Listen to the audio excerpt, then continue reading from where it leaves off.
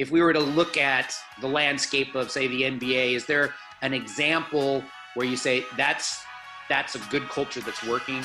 And then maybe conversely, and again, I don't want you to get you in any trouble, one where you're saying, I don't know if that culture is established in that franchise. I'll say with NBA, like you look at the Miami Heat, right? You look at them as like, you go up and down that roster and you look at them in the playoffs, like, man, they got an identity. And you could just see it. Those are tough guys. You can tell. And it's well documented too, but that's the thing. And that comes from, the top down. Pat Riley wanted it to be that way probably. And I don't know them personally. Look at Eric Spoelstra, there's longevity in there. And you eventually, you have a plan, you stick to that plan, and you're not wavering even when results aren't going your way. And you got to, just part of that comes into trust, but you look at them and it's, wow, like that is a franchise. Everyone goes their role, right? And the players talk about it. You can hear it from the language they say. And Duncan Robinson, you shoot the ball. He understands he needs to shoot the ball. Yep. And there was an article that came out about Eric Spoelstra having a conversation with him, and it's getting over like imposter syndrome.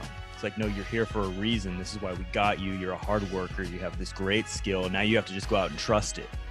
And Eric Spoelstra is known for, I think he reads a lot of books. He's a smart dude. He's into sports psychology, and I've heard that about him. And he's into the mental game. And I think that's a great example of a franchise that really has that identity. And on the other side, I don't know any teams off like the top of my head, but when there's a lot of changes happening, there's a lot of indecision, there's a lot of it's the kind of teams like, who are we? And it keeps changing. There's no consistency. I think that's where there's some red flags and things like that.